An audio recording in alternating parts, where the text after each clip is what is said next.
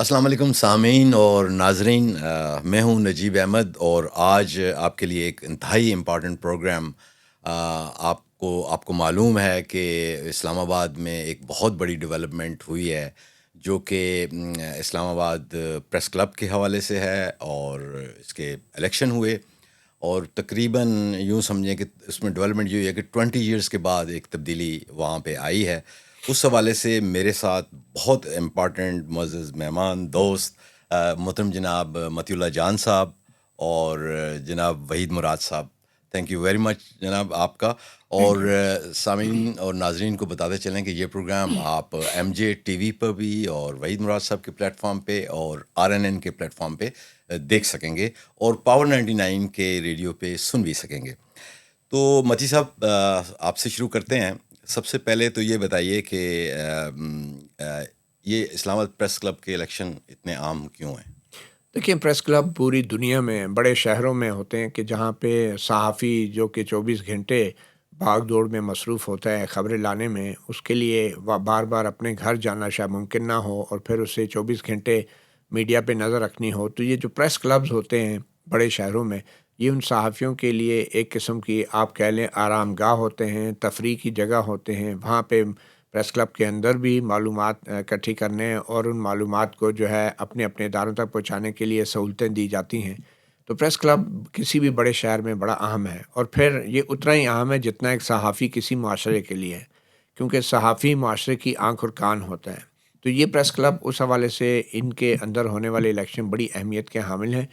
مگر تکنیکی اعتبار سے دیکھا جائے تو جو پریس کلب کے الیکشن ہوتے ہیں، پریس کلب ایک ریسٹورانٹ کی طرح ہے، ایک ہوٹل کی طرح ہے، ایک فیسیلیٹی ہے. یہاں پہ ایز سچ کوئی بہت بڑا کوئی نظریاتی یہ ادارہ یا فورم نہیں ہوتا، صرف صحافیوں کو فیسیلیٹیٹ کرنے کی ایک جگہ ہے. مگر عملی طور پہ جو حالات اس وقت چل رہے ہیں جہاں صحافی اکٹھے ہوتے ہیں، تو ظاہری بات ہے وہ وہاں پہ مباحثے بھی ہوتے ہیں، ڈسکشن بھی ہوتی ہیں. اور یہ پریس کلب صرف صحافیوں کے لیے نہیں ہوتا. یہ سب سے بڑی خدمت جو پریس کلب کی ہوتی ہے وہ اس عوام کے لیے ہوتا ہے، ان سیاستدانوں کے لیے ہوتا ہے، ان سماجی کارکنوں کے لیے، انسانی حقوق کے لیے لڑنے والوں کے لیے، کہ جو اپنی آواز جو ہے پوری دنیا میں پہنچانے کے لیے پریس کلب میں پریس کانفرنس کرتے ہیں، وہاں اس کے سامنے آ کے احتجاج کرتے ہیں. تو ان کی یہ توقع ہوتی ہے کہ یہ پریس کلب جو ہے ان کی آواز پوری دنیا تک پہنچائے گا، کیونکہ وہاں پہ 24 گھنٹے بڑی تعداد میں صحافی اور میڈیا والے موجود ہوتے ہیں. تو اس حوالے سے پریس کلب بڑا اہم ہے، اور Islamabad press club, national press club Islamabad جو ہے اس کی اہمیت اور بھی زیادہ ہے، کیونکہ یہ وہ جگہ ہے جہاں پہ اسلام آباد میں پورے پاکستان سے، چاہے بلوچستان سے، سندھ سے، خیبر پختونخوا سے، پنجاب سے لوگ آتے ہیں، اپنے حقوق کے لیے آواز بلند کرتے ہیں. تو اس لیے پریس کلب کے الیکشن بڑی اہمیت کے حامل ہیں کہ جو بھی باڈی آتی ہے ان الیکشن میں، ان کی پالیسیاں جو ہیں وہ براہ راست متاثر کرتی ہیں عام عوام کو بھی اور صحافیوں کو بھی. تو صافی. اس لیے ان پریس کلب کے الیکشنز کی بہت اہمیت ہے. وحید مراد صاحب، آپ نے تو جو میری اطلاع ہے آپ نے ووٹ بھی نہیں دیا، تو کیوں؟ پہلی بات تو یہ ہے، بتائیے، اور پھر آپ بھی تھوڑا سا اس کی اہمیت کے حوالے سے بتائیں کہ پریس کلب کی اہمیت تو انہوں نے بتا دی مطیع اللہ جان نے، کہ اہمیت تو ہے، ایک گھر ہے صحافیوں کا گھر، اور خاص طور پر ایسے صحافی جو دور دراز، یعنی جن کے گھر پہ اسلام آباد میں کمیوٹ کرنا بھی ایک جگہ سے دوسری جگہ جانا کتنا مشکل ہے. یعنی وہ بندہ جو پارلیمنٹ آ رہا ہے رپورٹنگ کرنے کے لیے، سپریم کورٹ آ رہا ہے، ڈسٹرکٹ کورٹ آ رہا ہے، اس کو واپس اگر وہ اپنے گھر جاتا ہے پنڈی یا ایون کہ اب PWD میں جو رہتے ہیں یا میڈیا ٹاؤن میں جن کی رہائش ہے، وہاں پر جانے کے لیے آنے کے لیے ایک تو اخراجات بہت زیادہ ہوتے ہیں، اور دوسری بات یہ ہے کہ ٹائم بہت زیادہ لگتا ہے. تو اب وہ درمیان میں پریس کلب میں آ سکتے ہیں، وہاں اپنے دوستوں کے ساتھ گپ شپ کرتے ہیں. دوسری جو اس کی وہ ہے وہاں پر پریس کانفرنسز ہونا، کہ وہاں پر ایسے سیگمنٹ سوسائٹی کے جن کو کہیں اور نہیں سنا جاتا، دور دراز سے لوگ آتے ہیں، پاکستان کے وہ سوسائٹی کے پسے ہوئے طبقے جن کی آواز نیشنل میڈیا تک نہیں پہنچ پاتی، تو ان کو پریس کلب میں آ کے اپنی بات کرنی ہوتی ہے، اور جہاں پر میڈیا تمام انوائٹڈ ہوتا ہے وہاں سے آسانی سے انویٹیشن جاتی ہے، اور وہ وہاں پر آ کے کرتے ہیں. یہ ہے جہاں تک میرے اس کا تعلق ہے. تو ذاتی طور پر مطیع اللہ جان کے ساتھ عبدالشکور ہمارے دوست ہیں جو اب استنبول میں ہیں، وہاں کے ترکی کے TVTRT سے منسلک ہیں. ہم نے ایک گروپ تشکیل دیا تھا 2011-12 میں جاگو کے نام سے، اور اسی وجہ سے دیا تھا کہ پریس کلب کی اندر جو ہم دیکھتے تھے لوگوں کو، جو ووٹر لسٹ تھی اس کی، وہ کافی اس پہ شکوک و شبہات تھے، اب بھی ہیں کسی حد تک. تو اس میں دوسرے اس کے معاملات، جو اس کے مالی معاملات تھے، اس میں شفافیت. وقت کے ساتھ ساتھ حالات بہت ہی زیادہ خراب ہوئے. یہاں تک خراب ہوئے کہ آپ دیکھیں کہ پچھلے سال ایک صحافی کی کتاب جو کشمیر پہ لکھی تھی، جو ایک عام سی کتاب تھی، کچھ اس میں اتنی کوئی کنٹروورشل چیزیں نہیں تھیں، تاریخی حوالے تھے اس کی تقریب جو تھی رونمائی اس کو منسوخ کر دیا گیا، اجازت نہیں دی گئی. پہلے اجازت دی گئی اور بعد میں اس کو منسوخ کر دیا. اتنی چھوٹی سی بات، وہ بھی اگر آپ پریس کلب میں ایک صحافی کی کتاب کی تقریر رونمائی نہیں ہو سکتی، تو اس پریس کلب کا پھر اس بلڈنگ کا، وہ صرف ایک بلڈنگ ہے، یعنی وہ کرائے پہ ایک بندہ باہر کا تو لے سکتا ہے لیکن صحافی کے لیے وہ دستیاب نہیں ہے. یہ ایک بہت خوفناک علامت تھی. عجیب بات ہے. اس سے پہلے جو ہے یعنی اظہار رائے کی آزادی جس بلڈنگ کے اندر جو اس کے نام پہ دی گئی ہے اس کے اندر اگر نہیں ہو سکتی، وہاں سے لوگوں تک ایک صحافی اپنی بات نہیں پہنچا سکتا. وہ کتاب جو چھپی ہوئی ہے، شائع ہے، وہ کوئی بین نہیں ہے، اس پہ کوئی متنازع کتاب نہیں ہے، اس پہ کوئی پابندی نہیں ہے. دانش ارشاد کی یہ کتاب تھی کشمیر کے حوالے سے. اس سے پہلے جو ہے بلوچ قوم پرستوں کو جس طرح ان کو اجازت نہیں دی گئی، اس سے پہلے اب پی ٹی ایم کو پابندی لگی، جو وہ بعد کی باتیں ہیں. اس سے پہلے جب پی ٹی ایم کے رہنما آئے، اسی پریس کلب میں ان کو اجازت نہیں دی گئی پریس کانفرنس کرنے کی. بہت سی ایسی پریس کانفرنسز ہوئی کہ جو پہلے پیسے وصول کر کے ایڈوانس لے کے اس کی بکنگ کروا کے آخری وقت میں جب وہ پریس کانفرنس کرنے آ رہے تھے لوگ، وہ منسوخ کر دی گئی. پھر اسی طرح ہوا کہ جب تحریک انصاف کے لوگوں کو توڑ کر زبردستی کے بیانات اور ان کو واپس دوسری جگہ یا ان سے سیاست چھوڑوائی جا رہی تھی، اس کے لیے پریس کلب نے فیسیلیٹیٹ کیا. اسی پریس کلب نے فیسیلیٹیٹ کیا. 1-2 پریس کانفرنسیں اس پریس کلب میں کروائی گئیں. وہ لوگ پتہ نہیں کیسے لائے گئے، ان کی بکنگ کس نے کی کچھ پتہ نہیں ہے. وہ یہاں لا کے انہوں نے پریس کانفرنس کی اور انہوں نے کہا جی ہم تحریک انصاف کیا، ہم سیاست چھوڑ رہے ہیں. تو یہ بڑے مشکوک سے حالات تھے. ان مشکوک حالات میں پھر یہاں تک ہوا کہ اس گروپ جو میں اس کو قبضے کا کہتا ہوں، قبضے کا گروپ، کیونکہ یہ گروپ جب آیا تھا تو یہ کسی الیکشن کے ذریعے نہیں آیا تھا. 2001-2 میں انہوں نے بزور بندوق قبضہ کیا تھا اسلحے کے زور پر راولپنڈی پریس کلب کے. تو یہ اس کی بطن سے پھوٹا تھا یہ اسلام آباد پریس کلب. تو وہ رات اس گفتگو میں وہ ہوا بھی کہ جو گروپ دوبارہ اب آیا ہے متحدہ اپوزیشن کا گروپ، تو حاجی نواز رضا نے گلہ بھی کیا اور کہا بھی انہوں نے آن دا ریکارڈ دوسرے گروپ کو کہ آپ نے ہم سے بزور بندوق، بزور اسلحہ آپ نے ہم سے اقتدار چھینا تھا، لیکن آج ہم آئینی اور قانونی ذریعے سے، الیکشن کے ذریعے سے واپس آئے ہیں. تو یہ ایک بہت بڑی بات تھی. حالانکہ میں نواز رضا صاحب کو کوئی پسند نہیں کرتا، ان کی سیاست کو پسند نہیں کرتا، جو ان کا کردار تھا صحافیت یا صحافت کے حوالے سے، جو پریس کلب کے حوالے سے راولپنڈی پریس، کیونکہ اس وقت بھی الیکشن یا ووٹر لسٹ مشکوک تھی. یہ میرے خیالات ہیں. اس وجہ سے میں اس بار ہمارے گروپ نے آپ کو نہیں لگتا تھا کہ پیپر جمع کروایا؟ آپ کا گروپ الیکشن جیت جائے گا؟ نہیں، مجھے یہ نہیں لگتا تھا. مسئلہ یہ تھا کہ ہمارا جو گروپ تھا بہت نہیں، مایوس نہیں، اوور دا ایئرز اتنی نہیں مایوس نہیں. میرا یہ ہوتا ہے کہ میں اس جگہ پہ توانائی ان لوگوں کے لیے صرف نہ کروں جن لوگ، جو اپنے لوگ یعنی پڑھے لکھے لوگ، جو صحافی اپنے حق کے لیے خود بات نہیں کرتا. دوسرا مجھے یہ لگتا ہے کہ بہت سے صحافی جو ہے نا، وہ چھوٹے چھوٹے سے مفادات کے پیچھے پھرتے ہیں، وہ ایک بڑے کاز کے لیے نہیں اکٹھے ہوتے. ٹھیک ہے، متی اللہ میرا اسی بات پہ اختلاف تھا. یہ مزید اب آپ سوال کریں گے تو میں آپ کو بتاؤں کس طرح ہوا. میں نے پریس کلب کے ان کے ساتھ الیکشن میں پیپر جمع کروائے تھے. ٹھیک ہے، فائنانس سیکٹری کے امیدوار، میں نے پہلے کہا تھا کہ ہم بائیکاٹ کرتے ہیں، لیکن جب ہماری مشاورت ہوئی گروپ کی، جاگو پینل کی، تو اس کے اندر جو بہت سے لوگوں نے کہا کہ نہیں الیکشن میں جانا چاہیے. میرا پوائنٹ آف ویو تھا کہ نہیں، بائیکاٹ کرنا چاہیے اور کہنا چاہیے کہ پہلے اسکروٹنی نہ بھی ہو، پہلے یہ بایو میٹرک تو بنائیں. دیکھیں میں جس پریس کلب میں جا رہا ہوں وہاں پر میرا ڈیٹا ہی نہیں ہے، میری جگہ کوئی بھی ووٹ ڈال سکتا ہے، کسی بھی ووٹر کی. تو یہ پہلا وہ تھا. لیکن بہرحال ان کی رائے پریویل کی، انہوں نے کہا کہ نہیں الیکشن میں جانا چاہیے. ان نے متحدہ اپوزیشن کے ساتھ جو ہے نا وہ کی، اور ہمارے گروپ کے سربراہ ہیں، تو پھر ان کی وہ پریویل. میں متی صاحب جاننا چاہوں گا کہ کون کون سے گروپ ابھی تک پہلے کون سے تھے یا ابھی کیا ہیں، کیا گروپس ہیں؟ دیکھیں نجیب، جیسے کہ وحید مراد نے بھی کہا کہ جو جتنے بھی یہ گروپس ہیں، بنیادی طور پہ ان کے جتنے بھی قائدین ہیں، وہ ان کا ایک طویل دور اقتدار رہا ہے، اور ان گروپس کا ہی آگے مزید ٹکڑے بنے. مگر اب جب کہ یہ تمام گروپس اکٹھے ہوئے، جن میں بہت سینئر جرنلسٹ ہیں، نوائے وقت کا بڑا نام رہے ہیں حاجی نواز رضا، انہوں نے بیسیکلی ان سارے گروپس کو اکٹھا کیا اور ڈیموکریٹ پینل کے بینر کے نیچے. اس کے بعد ڈاکٹر سعدیہ ہیں، شکیل قرار ہیں، اور اس کے بعد شکیل احمد ہیں، تو طارق عثمانی صاحب ہیں جو روئے رواں رہے ہمارے اس الیکشن کیمپین کے. تو ان سب کو اکٹھا کیا نواز رضا صاحب نے، اور پھر ان لوگوں نے مجھ سے بھی رابطہ کیا. ان کہا کہ دیکھیں آپ ہمارے ساتھ آئیں، ایک کوشش ہونی چاہیے کہ مل کے، جب تک ہم مل کے نہیں لڑیں گے الیکشن تو ہم جرنلسٹ پینل یا افضل بٹ گروپ کو شکست نہیں دے سکتے. اور 20 سال ہو گئے یہ گروپ ہمارے پریس کلب میں ہے، اور اس پریس کلب کا حالت اتنی بری ہو چکی ہے کہ وہاں پہ کوئی شریف صحافی جو ہے، کوئی شریف انسان بھی جو ہے اس کلب میں نہیں جانا چاہتا. ایون کہ جس روز الیکشن ہو رہے تھے اس روز بھی لوگ گٹر پلانگ کے اور گندے پانی میں سے گزر کے ووٹ ڈالنے جا رہے تھے. تو میں نے اس سے کہا کہ دیکھیں ٹھیک ہے، لیکن اگر آپ ہمیں سیٹوں کی لالچ نہیں ہے، اگر آپ ہمارے کاز کی طرف آتے ہیں، ہمارا ایک مطالبہ ہے جینون، اور الیکشن میں شفافیت کے لیے اور الیکشن میں انتخابات کی شفافیت کے لیے ہم چاہتے ہیں کہ جو بھی ووٹر فہرست ہیں ان کو بائیو میٹرک کیا جائے اور جو ووٹنگ ہے وہ بائیو میٹرک ہوں.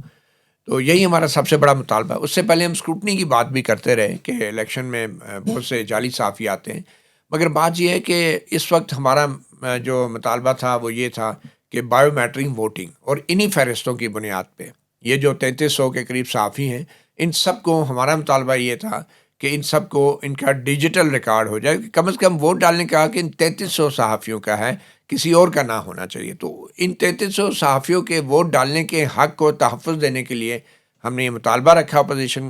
اور پھر اپوزیشن میں جو صدارتی امیدوار تھے، عبدالرزاق سیال، وہ نوجوان امیدوار ہیں، بڑے ڈیڈیکیٹڈ ہیں، اور انہوں نے فوری طور پہ کہا کہ آپ کا مطالبہ بالکل جائز ہے. وہ بھی یہ چاہ رہے تھے کہ شفافیت ہونی چاہیے. پھر ہمارا ایک معاہدہ ہوا، ہم نے پریس کانفرنس کی، اور 3 مہینے کے اندر بائیو میٹرک انتخابی نظام جو ہے پریس کلب میں لانے پر اتفاق ہو گیا، معاہدہ ہو گیا، جس کے بعد جو ہے اب ہم نے ان کا جو الائنس ہے وہ جوائن کر لی. اور یہ الائنس ہم اگر نہ بناتے، یقینی طور پہ صرف 15 ووٹ کے فرق سے ہم نے افضل بٹ گروپ کو ہرایا ہے. 20 سال کے بعد افضل بٹ گروپ جو ہے پریس کلب سے اس کا قبضہ چھڑایا. آپ نے جو استعفیٰ، یہ بھی ایک سرپرائز ہی تھا کہ بائیو میٹرک گروپ، اور یہ بڑا یعنی میڈیا میں بھی ہم نے بھی دیکھا کہ بائیو میٹرک گروپ کیا ہے. تو ادر دین دس بائیو میٹرک باقی کیا ایشوز کیا تھے وہی صاحب؟ آپ سے بھی یہ کوشچن ہے. ایشوز تو میں جن طرح دیکھتا ہوں، سب سے پہلے دیکھیں 2 چیزیں ہوتی ہیں اس دفعہ کے خاص ہاں طور اس الیکشن میں. جی. اس الیکشن میں ایک تو یہ ہے کہ ہم راولپنڈی پریس کلب کو دیکھتے ہیں، اس کی بلڈنگ لیاقت باغ میں ہے، اس کی حالت دیکھتے ہیں، اس کی مینجمنٹ دیکھتے ہیں، اور اسلام آباد پریس کلب کو دیکھتے ہیں، اس کی بلڈنگ تو ہے نہیں، یہ تو شیلٹر ہاؤس یا شیلٹر ہوم سے یا وہ میک شفٹ وہ ہے. یہاں کے ہم واش روم دیکھتے ہیں کہ یعنی آپ اس میں نہ واش روم جا سکتے ہیں، نہ اس کے کیفیٹیریا میں جو ہم دیکھتے ہیں حالات ہیں. ٹھیک ہے، یعنی میں کتنی بار ایسا بھی ہوا ہے کہ وہاں گیا ہوں، تو میرا تو یہ تو چلو یار، باہر اگر 100 روپے کی چائے آپ اگر سبسڈی میں دے رہے ہیں 90 روپے کی یا 80 روپے کی یا 70 روپے کی، لیکن پینے کے قابل تو ہو. ہم وہاں سے دوست اٹھ کے ہم جاتے ہیں F6 میں چائے پیتے ہیں، ساتھ ہی ہے پیدل جا کے.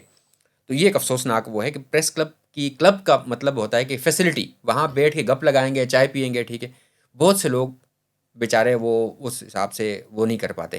تو ایک تو یہ ایشو تھا. دوسری مینجمنٹ یہ ہے کہ جو پریس کلب کو فنڈ جہاں کہیں سے ملتے ہیں، حکومت دیتی ہے، بل بورڈز لگائے ہوئے ہیں. میرا اپنا پرسنل یہ موقف ہے کہ وہ غیر قانونی بل بورڈز ہیں، اور آج اس بھی پہ ہیں. میں بھی کوشچن جی کرنا چاہ رہا تھا کہ دیکھیں ٹھیک ہے. یہ ایک یہاں پہ لگا ہوا اور ایک اور جگہ پہ لگا ہوا جی، ہے، یہ پورے دو ہی شہر میں. یہ جی 2013-14 میں اس وقت کے سپریم کورٹ نے جی جی حکم دیا تھا، اور CDA کے اپنے رولز کے، تو پورے شہر میں جو خطرناک قسم کے بل بورڈز تھے جو گر سکتے ہیں، نقصان پہنچ سکتے ہیں، اور ایک بار گرے بھی ہیں، ابھی لاسٹ ٹائم یہ گرے بھی تھے آندھی میں.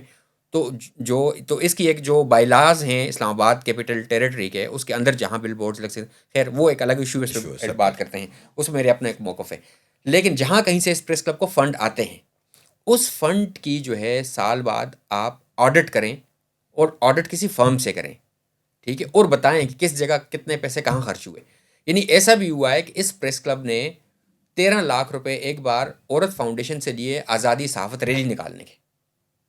اچھا ٹھیک ہے، اور یہ باقاعدہ انہوں نے لکھا اپنے، انہوں نے بیلنس شیٹ میں سال کے آخر میں جو ان کی جنرل باڈی اجلاس ہوتا ہے اس میں بیلنس شیٹ میں یہ دکھایا. تو اس پہ سوال اٹھا کہ یار عورت فاؤنڈیشن سے پریس کلب سے یہ ایکسپریس چوک تک آزادی صحافت یا ڈی چوک تک آزادی صحافت ریلی نکالنے کے کرائے پہ، یعنی صحافی کرائے پہ دستیاب ہیں. Rent a crowd. ٹھیک ہے، ہاں رینٹ اے کراؤڈ. تو یہ ایک سوال تھا، اس پہ ہمیں بڑا ظاہری پہ ریزینٹمنٹ کا سامنا کرنا پڑا. اس وقت ہم نے بھی تنقید کی تھی. بالکل نہیں، میں نے کہا ہم نے تنقید کی، لیکن ہمیں اس پہ مزاحمت کا احساس تھا کہ یہ لوگ پریس کلب کے فنڈ روکنا چاہتے ہیں، یہ پریس کلب کو یعنی وہ کرنا چاہتے ہیں، تباہ کرنا چاہتے ہیں. کہ بھائی ہم نہیں روکنا چاہتے، لیکن ہم کہتے ہیں کوئی سینس تو ہو نا یار، سینس تو بنے کہ آپ کس سے پیسے لے رہے ہیں، کیوں لے رہے ہیں. یعنی آزادی صحافت ریلی نکالنے کے لیے وحید مراد کو اس میں شرکت کے لیے، مطیع اللہ جان کو اس میں شرکت کے لیے، نجیب احمد کو آزادی صحافت یا آزادی اظہار رائے کی ریلی میں شرکت کرنے کے لیے کسی کے فنڈ کی ضرورت نہیں ہے، کسی NGO کے، کسی کے بھی، حکومت کے بھی. میں اپنے پیسوں سے، ہماری کاز ہے، ہماری کاز ہے، ہم جا سکتے ہیں. آپ اپنے پیسوں سے 20-25 روپے کا 50 روپے کا بینر پوسٹر لگا کے ہم، اور وہ کر رہے ہیں جو بھی ہم نے بات کرنی ہے وہاں پر تقریریں کرنی ہے، وہ مائک وہ وغیرہ وہ پریس کلب ارینج کر سکتا ہے، یونین ارینج کر سکتی، کوئی پرسنلی صحافی ارینج کر سکتا ہے، ٹھیک ہے، تو وہ کیوں آپ نے لیا اور وہ خرچ کہاں ہوئے؟ وہ جی اس چیز پہ گملے لگانے پہ 10 لاکھ روپے خرچ ہو گئے، جی 5 لاکھ روپے اس چیز پہ خرچ اور حالت، تو یہ ایشوز تھے.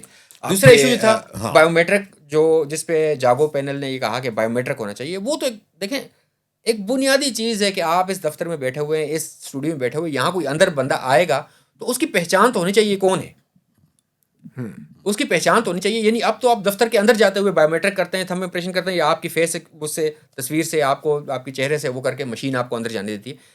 تو آپ ووٹر وحید مراد جا رہا ہے، اس سے کوئی نہیں پوچھ رہا کہ آپ کے لسٹ، اچھا جی وحید مراد نام لکھا ہوا ہے، ٹھیک ہے جی وہ جی اس نے ووٹ پول کر دی، اس کے آگے نہ اس کے والد کا نام لکھا ہوا ہے، نہ اس کا کوئی شناختی کارڈ نمبر لکھا ہوا ہے، ٹھیک ہے، نہ اس کا کوئی عطا پتہ لکھا ہوا ہے، بس جی اس نے اب بعد میں وہ آیا، اس نے کہا جی ووٹ، اس نے کہا جی ووٹ تو پول ہو چکا ہے آپ کا. اس طرح ہوئے ہیں انسیڈنٹس. یعنی ایک بندہ کوئی برا کام نہیں ہے بیٹریاں بیچنا یا کوئی شاپ چلانا، وہ بیٹریاں بیچنے والا یہاں میلوڈی میں شاہد بیٹری کے نام سے اس کی دکان، اس نے لا کے ووٹ ڈالا، اس طرح کچھ سی ڈی اے کے اور لوگ بھی سی ڈی اے کے لوگوں نے ووٹ ڈالا، ٹھیک ہے، سرکاری محکموں کے لوگوں نے ووٹ ڈالا، ٹھیک ہے، اور وہ پکڑے گئے. بعد میں کہتے نہیں جی ہم تو ممبر ہیں. بھائی ٹھیک ہے ممبر ہے، لیکن کوئی کرائٹیریا تو ہونا چاہیے نا یار. اگر آج پریس کلب کا ممبر ہوں، میں صحافت کر رہا ہوں، آج سے 5 سال بعد میں کوئی این جی او چلا رہا ہوں، میں پریس کلب، تو مجھے خود چھوڑ دینی چاہیے. یا اگر میں نہیں چھوڑتا، پریس کلب مجھے یہ وہ دیتا ہے کہ بھائی اس بندے نے 20 سال 25 سال صحافت کی ہے، تو مجھے اعزازی ممبرشپ یا لائف ٹائم میں رکھے، لیکن مجھے ووٹ کا حق تو نہ دے. یہ میرا وہ تھا. مدی صاحب آپ اس میں کوئی جو دیکھیں بہت سے ایشوز ہیں. ہمارا جو الیکشن لڑنے کی ایک وجہ تھی، اس میں وحید مراد نے آپ کو بتایا بایو میٹرک الیکشن سسٹم کے لیے ہم آئے. اور میں اس لیے سمجھتا ہوں کہ بہت سی برائیوں کی جو جڑ ہے نا، وہ ہمارا غیر شفاف انتخابی عمل ہے. اس میں زیادہ تر صحافی لوگ جو پریس کلب کے ممبر بننا چاہتے ہیں، وہ ان کے ذہن میں یہ ہوتا ہے، یا زیادہ تر عام لوگ بھی جو صحافی نہیں ہیں وہ بھی جو بن جاتے ہیں، ان کی لالچ ہوتی ہے کہ جی صحافیوں کو پلاٹ ملتے ہیں، اور جو پریس کلب کے ممبرز ہوتے ہیں ان کے نام پہ پلاٹ ایشو ہوتے ہیں. تو اس وجہ سے پھر جعلی ممبرشپ بھی ماضی میں ہوتی رہی. مگر اس سے بڑھ کے ہمارا آج کا ایشو یہ ہے سب سے بڑا، کہ جو موجودہ فہرست ہے، اس فہرست کو تسلیم کرتے ہوئے ہم کم از کم اس کا ڈیٹا بیس تو ہونا چاہیے نا. یہ تو نہیں ہونا چاہیے کہ جو فہرست بنی ہوئی ہے اوپر سے کاٹ کے نام ہاتھ سے دوسرا ڈال دو پھر ٹائپ کروا دو. اس طرح تو فہرست نہیں ہوتی. کوئی ڈیٹا بیس ہو، ممبرس کا پورٹل، پریس کلب کا اپنا پروفائل پورٹل ہونا ہو، چاہیے، ممبرس کا پروفائل ہو، ہاں ویب سائٹ ہو، ڈیجیٹل ریکارڈ ہو، سرور ہو، اور اس میں جو ہے تھم امپریشن کے ساتھ سیکیورٹی چیکس ہوں، کوئی انٹری ہو، ایگزٹ ہو. تو اس طرح کی چیزیں ہونی چاہیے. اور پھر جب وہ لوگ ووٹ ڈالیں گے تو کم از کم میں سمجھتا ہوں اگر بایو میٹرک لسٹ بن گئی نا ان 3300 صحافیوں کی، تو پھر یہ بھی ایک بہت بڑا کارنامہ ہوگا. اور اس کی بنیاد کے اوپر مزید جو ہے بہت ساری ریفارمز کی جا سکیں گی. ہمیں یہ پتہ ہوگا کہ جن صحافیوں کے نام پہ یہ پریس کلب حکومت سے یا جو مخیر ادارے ہیں ان سے جو بھی فنڈز لیتے ہیں تو ان کا استعمال کیسے ہوگا. دوسری بڑا ایشو یہ تھا کہ آڈٹ نہیں ہوتا. ابھی بھی جو لاسٹ جنرل باڈی اجلاس ہوا افسر بٹ گروپ نے جو کروایا، اس میں کوئی آڈٹ رپورٹ نہیں تھی. حالانکہ ہمارے آئین میں ہے کہ آڈٹ رپورٹ ہو. آڈٹ سے مراد یہ ہے کہ تھرڈ پارٹی آڈٹ کرتی ہے کہ یہ سرکار کا یا غیر سرکاری جو پیسہ ہے آپ نے کہاں خرچ کیا. آپ سرکاری زمین ہے، آپ کو فیسلٹی دی ہے سرکار نے، تو آڈٹ تو کرانا چاہیے آپ کو. اسلام آباد کے انتہائی امپورٹنٹ سیکٹر میں آپ یہ دیکھیں نا کہ جو ادارے، یہ ہمارے قانون میں ہے کہ جو ادارے گورنمنٹ سے فنڈ لیتے ہیں ان کا آڈٹ کرانا ذمہ داری ہے. یہ کیوں نہیں کرواتے؟ اور اس میں کرپشن، اسی لیے کرپشن کے الزامات لگتے ہیں. تو تیسری بات یہ ہے کہ پریس کلب کا کوئی ضابطۂ اخلاق نہیں ہے، کوئی ایتھیکل کوڈ نہیں ہے کہ پریس کلب کی فیسلٹی یوز کیسے کرنی ہے اور کون لوگ کر سکتے ہیں. اور پریس کلب جو ہے ہماج گاہ بن گیا تھا ماضی میں پراپرٹی ڈیلروں کی. یہاں پہ ڈیلیں ہوتی تھیں. یہاں پہ کوئی شریف آدمی، کوئی سیاسی جماعت یا سیاستدان آ کے صحافیوں کے ساتھ ملاقات کرنے کے لیے پریس کلب میں نہیں آتا تھا. وہ صرف پریس کانفرنس کرنے آتا تھا، وہ پریس کانفرنس کی فیس دیتا اور پریس کانفرنس کر کے چلا جاتا. مطلب ایسا ماحول نہیں ہے کہ کوئی سیاستدان کہے یا پالیسی میکر یا بیوروکریٹ کہے کہ یار پریس کلب چلتے ہیں، وہاں پہ صحافیوں کے ساتھ تھوڑا سا انٹریکشن ہوگا، گپ شپ لگے گی، بیٹھ کے انفارملی بھی بات چیت ہوگی. تو وہ ماحول جو ہے وہ پریس کلب میں نہیں تھا. کوئی پتہ ہی نہیں کتنے ملازمین ہیں، کدھر کدھر کام کر رہے ہیں. جو بل بورڈ کی بات کی، میں بالکل وحید مراد کی اس بات کو درست مانتا ہوں. وہ جان کو خطرہ ہے، غیر قانونی بھی ہوتا ہے. اور جب تک ہم وہ ابھی کوئی الٹرنیٹیو ارینجمنٹ کریں گے جس سے جائز ذرائع سے ہمیں اس پہ انکم ہو. آپ پہ گفتگو کرتے ہیں. آپ نے ممبرشپس کی بات کی. ہمارا اپنا ادارہ ہے، میں اپنے لیے تو نہیں کبھی ایفرٹ کی، لیکن ہمارے پاس بہت سارے صحافی جو دوست کام کرتے تھے. وہ کسی کو سلیکٹیو کو کسی کو مل گیا, کسی کو نہ ملا. تو how you are going to improve this membership کہ جو واقعی میں پیچھے اداروں کے ساتھ لوگ منسلک ہیں اس کو؟ دیکھیں یہ ممبرشپ کا مسئلہ بھی جو ہے ڈیٹا بیس سے حل ہوگا, ڈیجیٹائزیشن سے حل ہوگا, بایو میٹرک سسٹم سے حل ہوگا, ویریفیکیشنز. کیونکہ جب آپ کے پاس ڈیٹا آ جائے گا تو پھر آپ جو ہیں اس میں ممبرشپ بھی آٹومیٹک ہوگی. پہلے یہ سسٹم تھا کہ جو بھی صحافی برسر اقتدار گروپ کو ووٹ دینے کا وعدہ کرتا تھا اس کو ممبرشپ دے دیتے تھے, جو ذرا کھل کے بات کرتا تھا ایشوز کے اوپر اس کو ممبرشپ نہیں دیتے تھے, ایسوسیٹ ممبر بنا دیتے تھے, لارا لگاتے تھے. ٹیکنیکلی میں سمجھتا ہوں کہ جو ایسوسیٹ ممبرشپ ہے وہ تو ایک صرف فارمیلٹی ہوتی ہے, ایک پروسیس ہوتا ہے. جب اس دوران آپ کا کنڈکٹ دیکھ کے آپ کو ریگولر ممبرشپ دی جاتی ہے, مگر یہاں پہ ایسوسیٹ ممبرشپ ایک رشوت کے طور پہ جو ہے وہ دی جاتی تھی, اور میں اگر کہوں کہ رشوت لے کے دی جاتی تھی تو وہ بھی غلط نہیں ہوگا. تو یہ سسٹم کو ہم نے اسٹریم لائن کرنا ہے, اسموتھ کرنا ہے.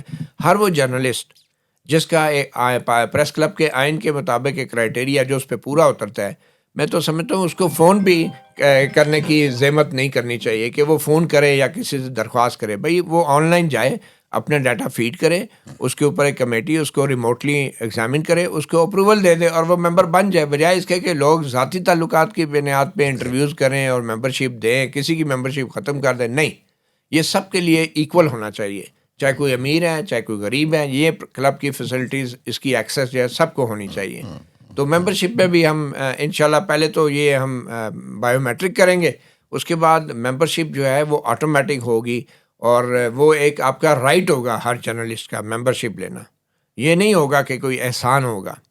تو اس کو, اور دوسرا ہمارے ذہن میں ہے کہ آپ کیونکہ ڈیجیٹل میڈیا آ گیا ہے تو ہمارے ڈیجیٹل پلیٹ فارم جو ہیں ان کو بھی ہم نے اکوموڈیٹ کرنا ہے, ہم نے دنیا کے ساتھ چلنا ہے. تو اس کے لیے بھی, اور ان سارے کاموں کے لیے میں سمجھتا ہوں ایک تو یہ بایو میٹرک سسٹم, اور دوسرا ہمارے پریس کلب کا جو کانسٹیٹیوشن ہے اس میں کچھ ترامیم ریفارمز لانا بہت ضروری ہے, جس کے اوپر میری یہ ریکویسٹ ہوگی, کیونکہ فیصلے جو کرنے ہیں وہ تو الیکٹڈ لوگوں نے کرنے ہیں, ہم کوئی الیکٹڈ لوگ نہیں ہیں.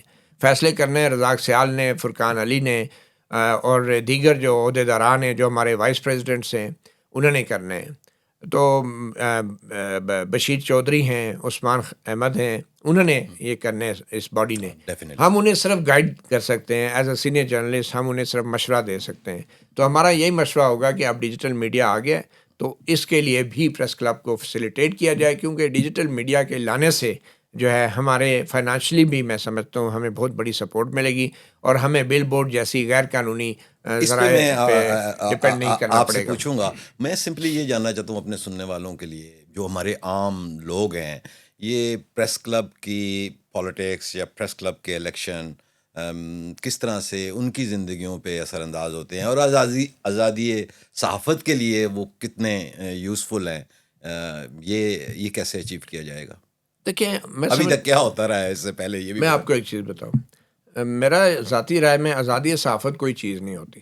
اصل چیز ہے آزادی رائے, اور آزادی رائے صحافیوں کی نہیں ہوتی, آزادی رائے عام آدمی, عام انسان کی ہوتی ہے, عام شہری کی ہوتی ہے.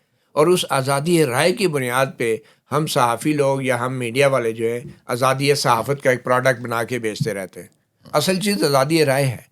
تو جو صحافیوں کے الیکشنز ہیں, پریس کلب کے الیکشن ہیں, یہ بھی بیسیکلی براہ راست متاثر کرتے ہیں ان عام شہریوں کو جنہوں نے پریس کلب میں آ کے جو ہے اپنے حقوق کے لیے آواز بلند کرنی ہوتی ہے, جنہوں نے صحافیوں کو آ کے جو ہے اپنی زندگی کی دکھڑے بیان کرنے ہوتے ہیں, کہانیاں بتانی ہوتی ہیں, حکومت کی زیادتیوں کا ذکر کرنا ہوتا ہے, ناانصافیوں کا ذکر کرنا ہوتا ہے. تو اگر پریس کلب کی انتظامیہ جو ہے کرپٹ ہوگی, اگر پریس کلب کی انتظامیہ حکومت کے ساتھ ملی بھگت کرے گی, تو پھر ان عوام کی آوازوں کو کون دنیا تک پہنچائے گا؟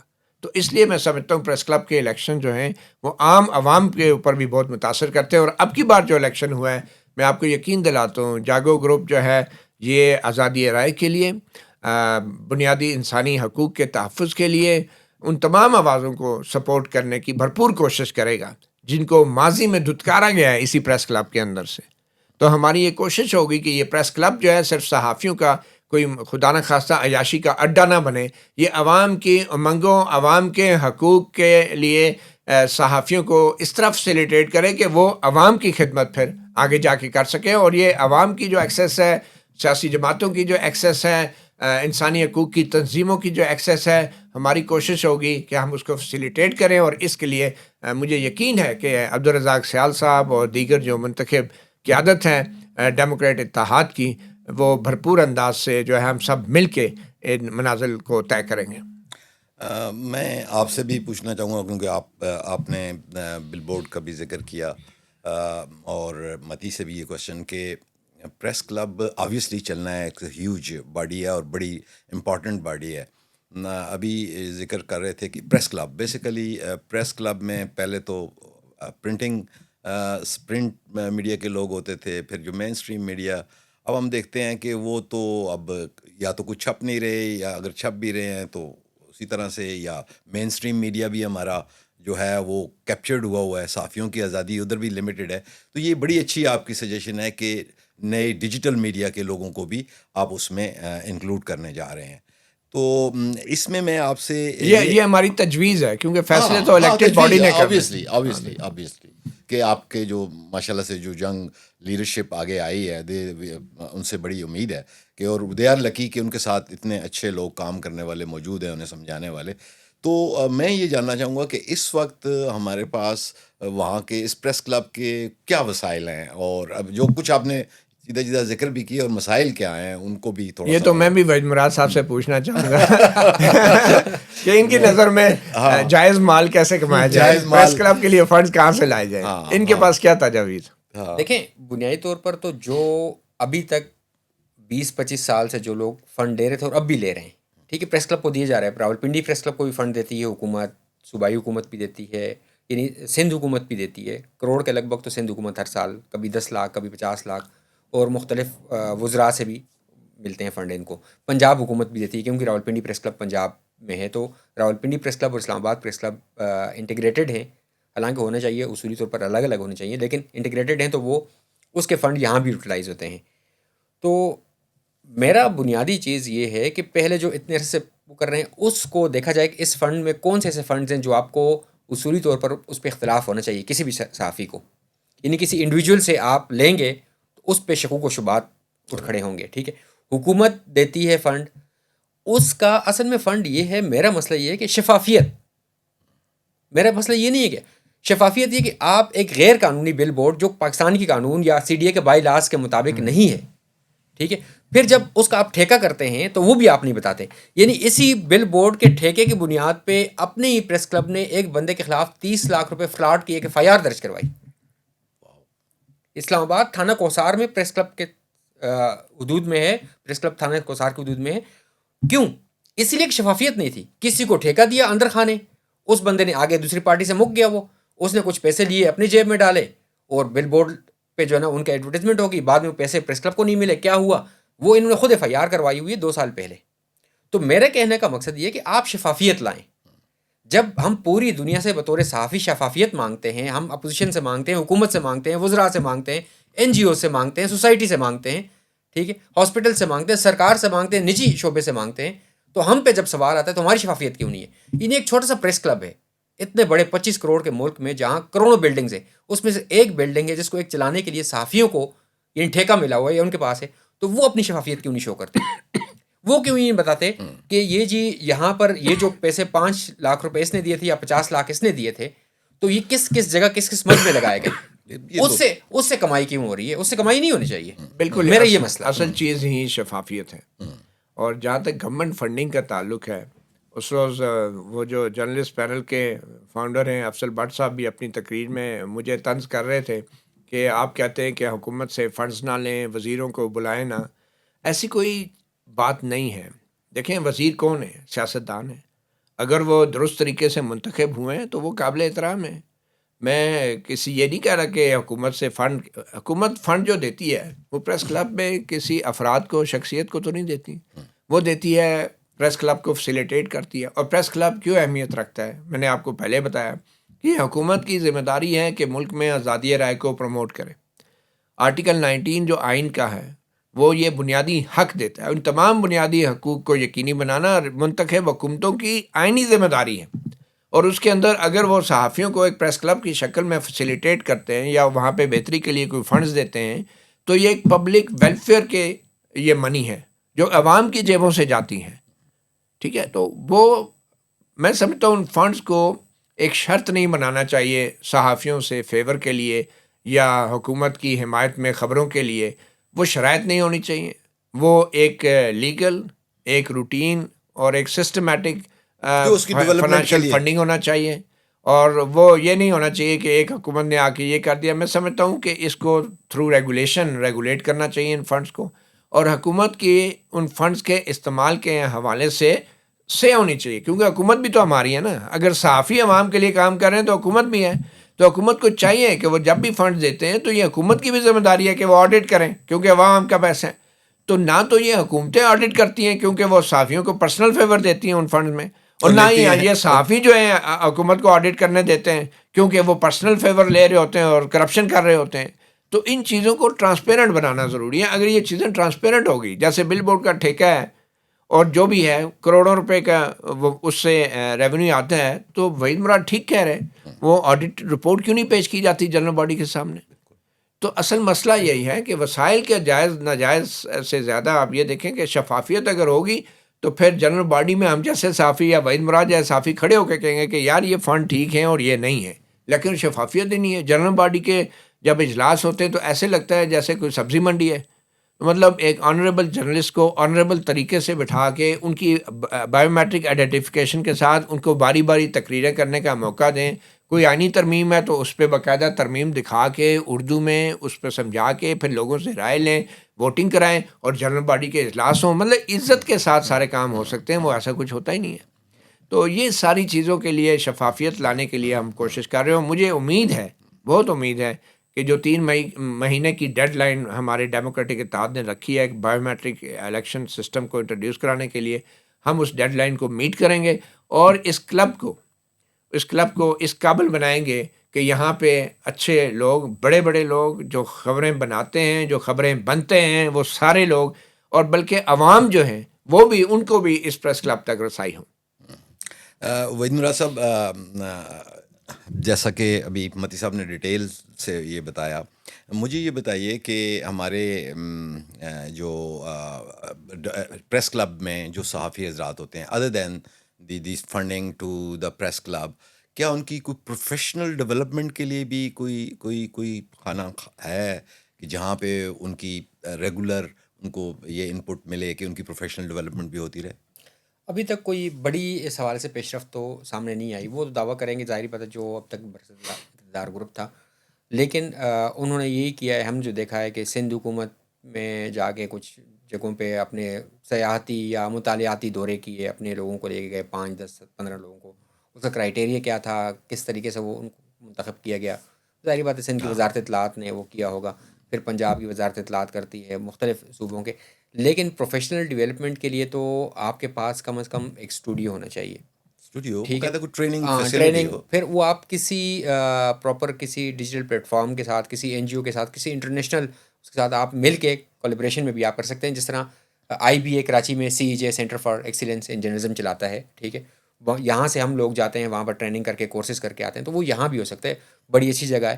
دوسری بات یہ کہ ابھی تک 20-25 برس میں ہمیں تو افسوس یہ کہنا پڑتا ہے کہ یہ جو آپ کو اتنی بڑی پرائم لوکیشن پہ F6 میں سپر مارکیٹ میں اتنی اچھی جگہ ملی ہوئی ہے، یہاں کی بلڈنگ بنانے کے لیے آپ بنیاد نہیں ڈال سکے. یہ ایک بہت بڑا المیہ ہے. اور یہ صرف یہ نہیں کہ اس باڈی کا تو ہے ہی ہے، اس کے ساتھ ساتھ حکومتوں کا بھی ہے کہ آپ کی حکومت کے اندر، یعنی دنیا کے کس دارالحکومت میں جو بڑا پریس کلب ہوگا وہ ہوگا ہی نہیں، اس کی بلڈنگ ہی نہیں ہوگی. یہ ایک بہت بڑا پاکستان کی وزارت اطلاعات پہ بھی سوالیہ نشان ہے، حکومتوں پہ بھی جو پچھلے عرصے میں آئی ہیں، پرویز مشرف کے ڈکٹیٹرشپ سے لے کر آج تک کی، کہ آپ ایک بلڈنگ تو بنائیں. تو اس بلڈنگ بنے گی تو اس کے اندر کوئی اچھے اسٹوڈیو بنیں گے، وہاں پر پھر جو الیکٹرانک یا ڈیجیٹل میڈیا میں لوگ آتے ہیں ان کی کوئی اسکل ٹریننگ ہوگی، ان کو فیسیلیٹیٹ کیا جائے گا. نئے جو لوگ آ رہے ہیں یونیورسٹیوں سے، آپ اپنی یونیورسٹی سے اسٹوڈنٹس کو لائیں گے، بھئی اگر آپ جرنلزم کے اسٹوڈنٹ ہیں تو آپ یہاں آ رہے ہیں، دیکھیں یہ ہوتا ہے پریس کلب، یہاں لوگ آپ بیٹھ رہے ہیں. کوئی سوفسٹیکیٹڈ لوگ ہوں گے، پڑھے لکھے لوگ ہوں گے، آپ ان سے بات کریں گے، گفتگو کریں گے، ان کو سمجھ آئے گی کہ صحافت باقی دنیا میں جو ہے اس کے مقابلے کی پاکستان میں بھی ہے. تو المیہ یہ ہے کہ زوال ہے. متی صاحب، جس طرح یہ پریس کلب اسلام آباد ہے، اسی طرح مختلف شہروں کے اور بھی پریس کلب ہوں گے. صحافیوں کی دوسری تنظیم PFUJ ہے. ان کا کس طرح کیا آپس کا ریلیشن شپ ہے اور یہ کس طرح سے ورک کرتے ہیں ٹوگیدر؟ بہت شکریہ نجیب صاحب، آپ نے یہ سوال کیا، کیونکہ یہ سوال جو ہے یہ بنیاد ہے ہمارے تمام مسائل کی۔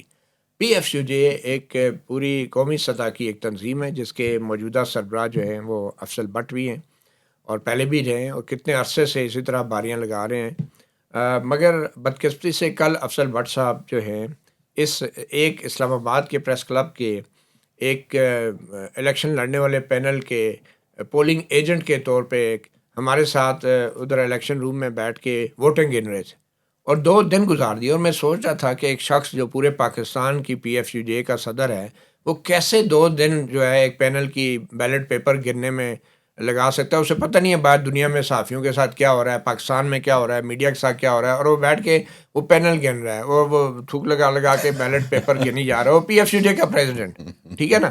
مجھے افسوس ہو رہا تھا۔ تو ہم یہی چاہتے ہیں کہ پی ایف یو جے کو ایک اعلیٰ مقام دیں، اس کی رسپیکٹ کریں۔ پی ایف یو جے تمام پریس کلبز کی ایک قسم کی گارڈین ہو، ایک قسم کی نگران ہو، اور وہ صحافیوں کے حقوق کے لیے پی ایف یو جے بنیادی طور پہ فائٹ کرے پورے ملکی لیول پہ، کیونکہ پریس کلبز کا پرابلم یہ ہوتا ہے کہ ان کو فیسلٹی چاہیے ہوتی ہے، کوئی ڈسٹرکٹ ایڈمنسٹریشن انہیں فیسلٹی دے دی، گورنمنٹ نے دے دی، تو وہ اس طرح کی وہ چیزیں جو ہیں وہ اس پوزیشن کے اندر کچھ صحافی سمجھتے ہیں کہ وہ اس طریقے سے ریئیکٹ نہیں کر سکتے۔ قومی سطح کے چیلنجز ہیں اور ایک پریس کلب نکل آئے باہر تو اس سے کیا ہوگا؟ تو یہ بیسک ذمہ داری پی ایف یو جے کی ہے۔ ہم بھی اکثریت جو ہے اسی پی ایف یو جے کا حصہ ہے جس کے بدقسمتی سے سربراہ جو ہیں افضل بٹ ہیں۔ میں بدقسمتی اس لیے کہہ رہا ہوں کہ افضل بٹ کے ساتھ ہمارے اختلاف اپنی جگہ، لیکن ایک لیگیسی ہے۔ یہ وہ پی ایف یو جے جس کو برنا گروپ کہتے ہیں، یہ وہ ہے جس کی قربانیاں ہیں ضیاء الحق کے دور میں، ایوب خان کے دور میں، اور بعد میں مشرف کے دور میں بھی ان کی کچھ کنٹریبیوشن ہے۔ تو ہم تو اس پی ایف یو جے کو اعلیٰ مقام دینا چاہتے ہیں، اور اسی پی ایف یو جے کی ایک نشانی ناصر زیدی صاحب ہیں جو ہمارے اس الیکشن سیل کے انچارج بھی تھے، جو ابھی ہوئے ہیں، اور اس سے پہلے بھی وہ انچارج ہیں جن پہ ہم بڑی تنقید بھی کرتے رہے کیونکہ وہ افضل بٹ صاحب کو چھوڑ نہیں سکتے تھے، ان کے اپنے مسائل ہوں گے، لیکن ناصر زیدی صاحب کی پی ایف یو جے برنا کے ایک تاریخ ہے، اس میں بڑی قربانیاں ہیں، نثار عثمانی ہیں، برنا ہیں، تو یہ سارے جو جرنلسٹ ہیں ان کی لیگیسی ہے پی ایف یو جے۔ تو ہماری یہ کوشش ہوگی کہ اس پریس کلب کو ہم صحافیوں کو فیسیلیٹیٹ کریں، اور پی ایف یو جے جس قسم کی تحریک لے کے چلے گی تو یہ پریس کلب بھی اس کے لیے ایک قسم کا فیسیلیٹیشن پلیس ہوں گے، کیونکہ یہ پریس کلب صحافیوں کے لیے ہے اور پی ایف یو جے ہماری تنظیم ہے، ہم اسے اون کرتے ہیں اور ہم انہیں سپورٹ بھی کریں گے۔ آخر میں میرا ایک یہ کوشچن ہے، مجھے یہ بتائیں جس طرح نیشنل الیکشن کی طرح ہم بھی رات میں انتظار کریں، آپ کے الیکشن کے نتائج یہ جو تھے یہ دیر سے کیوں آئے؟ الیکشن کے نتائج دیر سے آنے کا تو مطیع اللہ ذرا ڈیٹیل میں آپ کو بتائیں گے کس طریقے سے ہوا۔ اصل میں 2200 کچھ 70-75 ووٹ پڑے، ہاں، لیکن یہ کہ اس بار یہ ہو کہ مقابلہ ٹف تھا، تو جو پہلی بار ہارنے والے تھے ان کو شاید بار بار ان کو یقین نہیں آ رہا تھا، وہ بار بار گنوا رہے تھے، تو میرے خیال سے زیادہ وجہ وہ بنی، تو یہ 4 سے 5 گھنٹے کے اندر رزلٹ آ جانے چاہیے تھے۔ باقی مطیع اللہ بتائیں۔ نجیب صاحب، یہ ڈیفینیٹلی بڑا بیسک کویشچن ہے کہ نتائج دیر سے کیوں آئے، اور اس میں کوئی شک نہیں کہ نتائج دیر سے آئے۔ اس کی ایک سب سے بڑی وجہ بیلٹ پیپر تھی، اس کا نیا ڈیزائن تھا جس کے اندر لاہور پریس کلب کے بیلٹ پیپر کی کاپی کی گئی اور اس میں ہر عہدے کے بعد ایک ڈاٹڈ لائن بنائی گئی تاکہ اس عہدے کی پرچی کو الگ کیا جائے بیلٹ پیپر سے اور پھر اس کو الگ سے کاؤنٹ کرنے میں آسانی ہو۔ لیکن لاہور پریس کلب کا مسئلہ یہ کہ وہاں پہ جو عہدے تھے، مثال کے طور پہ president, secretary, finance secretary, vice president ایک ہے، جوائنٹ سیکٹری ایک ہے، تو ادھر ایک عہدے تھے، ان کی پرچیاں تو ایک کی الگ ہو جاتی، لیکن یہاں پہ تین وائس پریزیڈنٹ سے مثال کے طور پہ، تو ان کی ہاریزنٹلی تو پرچی کاٹ نہیں سکتی، تو ورٹیکلی تو کاٹ نہیں سکتے تھے۔ تو میرا یہ خیال ہے کہ ہم نے نقل تو کی لیکن عقل استعمال نہیں کی کہ یہ وہ ڈاٹڈ لائن کریٹ کی، اور شروع میں ہم نے پہلے جوائنٹ سیکٹری کو کیلکولیٹ کرنے کے لیے وہ پوری جوائنٹ سیکٹری کی جو پرچی تھی اس کو نیچے سے بیلٹ پیپر کو کاٹ دیا۔ اچھا، وہ اس میں اب دیکھیں نا 2200 بیلٹ پیپر ہو، اس کو نیچے جوائنٹ سیکٹری کو کاٹنا ہے، اور سٹارٹ ہم نے جوائنٹ سیکٹری سے کیا۔ پھر سچی بات یہ ہے کہ جب آپ جوائنٹ سیکٹری سے کریں گے تو پریزیڈنٹ کی سب سے آخر میں ووٹنگ ہوگی، اور ہمارے پریس کلب کے صحافیوں میں تو یہ ہے نا کہ جو پریزیڈنٹ کا رزلٹ آ جائے تو وہ رزلٹ ہوتا ہے، تو اگر ہم نے کیونکہ پریزیڈنٹ کا رزلٹ آخر میں رکھا تو باقیوں کے لیے انتظار کرنا پڑا. تو لگ یہ رہا تھا رزلٹ میں تاخیر ہو رہی ہے. ادروائز پہلے پریزیڈنٹ کا اناؤنس ہوتا رہا ہے اور لوگ پریزیڈنٹ کا سن کے گھر چلے جاتے تھے, پھر کوئی پوچھتا بھی نہیں تھا جوائنٹ سیکرٹری اس کے ساتھ کیا ہوا. لیکن اس دفعہ طے یہ ہوا, اور اس پہ بھی بٹ صاحب نے زیادہ اصرار کیا, کیونکہ بٹ صاحب بھی یہی کرتے تھے کہ پہلے جب دھانلی سے وہ جیت جاتے تھے تو اناؤنس کر کے چلے جاتے تھے, وہ بعد میں جوائنٹ سیکرٹری کے پوسٹوں پہ ہم جیسے جو گروپس تھے ان کے نمائندے ووٹنگ کرنے والے بھی دلچسپی نہیں لیتے, تو ان پہ بھی وہ دھاندلی کر کے اپنے بندے جتوا دیتے تھے. تو اب کی بار بٹ صاحب کو لگ رہا تھا کہ وہ ہار رہے ہیں, تو انہوں نے کہا پہلے پریزیڈنٹ کا نہیں کروانا, کیونکہ اگر پریزیڈنٹ کا ہم جیت گئے تو جوائنٹ سیکرٹری کی سیٹیں بھی جو ہے ان سے ہاتھ سے نکل جائیں گی. تو انہوں نے بڑی بحث کی, آلموسٹ لڑائی کی کہ نہیں پہلے جوائنٹ سیکرٹری کا ہوگا. تو پھر ہم نے کہا چلو ٹھیک ہے, پھر جوائنٹ سیکرٹری کا ہم نے پہلے کیلکولیٹ کیا, پھر اس کے بعد فیمیل جوائنٹ سیکرٹری کا, بلکہ پہلے فیمیل جوائنٹ سیکرٹری کا کیلکولیٹ ہوا, پھر دوسرے جوائنٹ سیکرٹری کا جس میں ملٹیپل ووٹنگ تھی, پھر فیمیل وائس پریزیڈنٹ, پھر دوسرے وائس پریزیڈنٹ, اور پھر آخر میں فنانس اور سیکرٹری اور پریزیڈنٹ کا, جس کی وجہ سے تاخیر. آخر میں صدر صاحب بھاگ نہیں گئے, آخر میں صدر صاحب افضل بٹ صاحب کو یقین ہی نہیں آ رہا تھا, وہ بیٹھے ہوئے ہیں اور وہ بیلٹ پیپر لے کے اور وہ گنے جا رہے ہیں اور کوئی بے تکی, مطلب کوئی وجہ نہیں. اور پھر کہ ایک بیلٹ پیپر نکال کے دیکھو جی اوپر والی جو ٹک لگی ہے اس کی سیاہی مدھم ہے, نیچے والی جو ہے یہ تسی باہر جا کے کرتے رہے ہو, یہ کرتے رہے ہو, وہ کرتے رہے, وہ ساری الزام انہوں نے ہم پہ لگائے جو حرکتیں وہ خود کرتے رہے ہیں. اور پھر آخر میں کہا یہ تو میرا آئینی حق ہے نا کہ میں ری کاؤنٹنگ کروا رہا ہوں, وہ ری کاؤنٹنگ کروا رہے تھے. تو میں نے ان سے کہا کہ بٹ صاحب کبھی آپ نے ہمیں اس طرح کی فیسلٹی نہیں دی ری کاؤنٹنگ کی, آپ تو نعرہ مار کے